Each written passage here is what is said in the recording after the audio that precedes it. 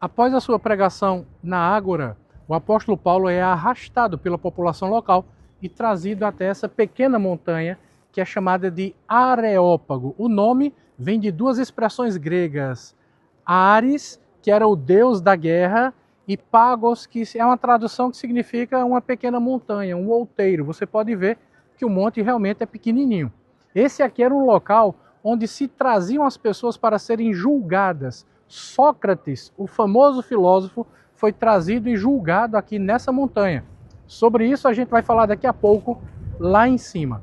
O apóstolo Paulo é trazido para cá e aqui no Areópago o apóstolo Paulo faz uma pregação maravilhosa, é impressionante. E nós temos aqui uma placa mostrando essa pregação na língua original. O mesmo texto que nós encontramos em português, em Atos, capítulo 17.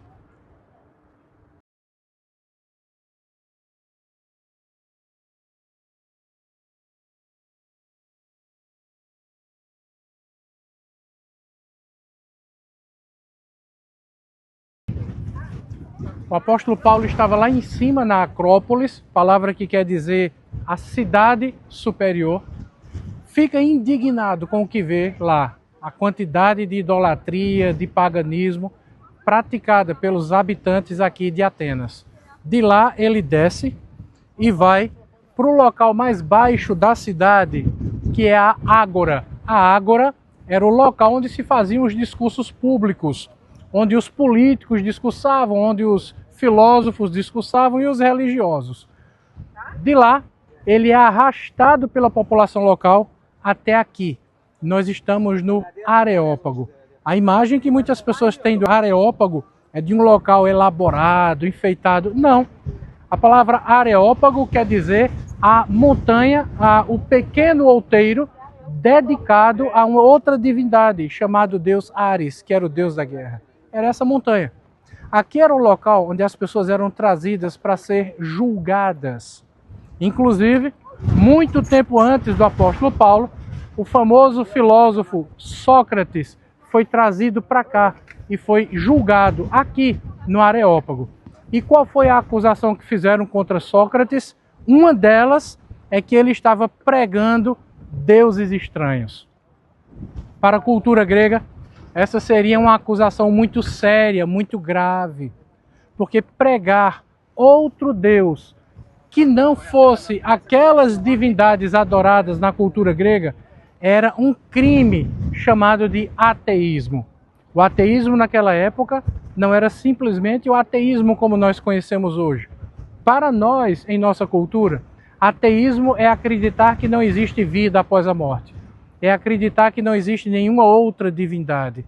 Mas naquele período, ateísmo era acreditar em um Deus estranho. Foi essa uma das acusações que fizeram contra o famoso filósofo Sócrates e por isso ele foi condenado à morte. Dessa forma, quando lá embaixo, na Ágora, fazem a acusação contra Paulo de estar pregando deuses estranhos, essa foi a mesma acusação que fizeram contra Sócrates.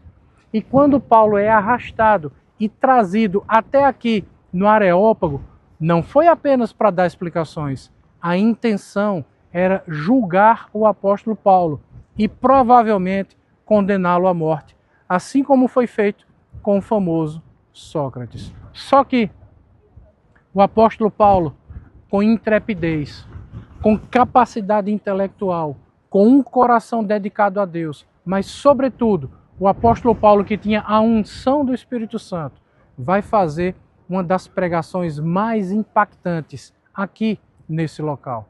E ao invés de ser condenado à morte, Paulo consegue convencer pessoas pelo poder do Espírito Santo. E uma dessas pessoas é Dionísio. E tem algo muito importante e interessante para falar sobre Dionísio daqui a pouco. Paulo então prega: o Deus que vocês não conhecem é esse Deus que eu estou anunciando. O Deus que se fez carne, que habitou entre nós, que ressuscitou ao terceiro dia. Quando Paulo fala sobre a ressurreição, muitos param. Chamam Paulo de tagarela, dizem que Paulo está falando coisas absurdas, coisas insanas, porque a ideia da ressurreição não cabia na filosofia e na forma de pensar dos gregos que estavam aqui naquele período. Mas Deus usa aquilo que é a loucura da pregação para tocar em corações, para converter vidas, para salvar almas. Várias pessoas aqui são tocadas pelo Evangelho, são convertidas pelo poder de Deus através da vida do apóstolo Paulo.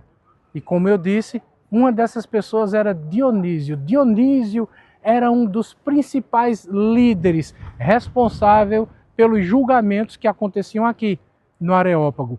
Por isso que ele é chamado de Dionísio, o Areopagita. E outra era a famosa irmã em Cristo, Dâmaris ou Damares.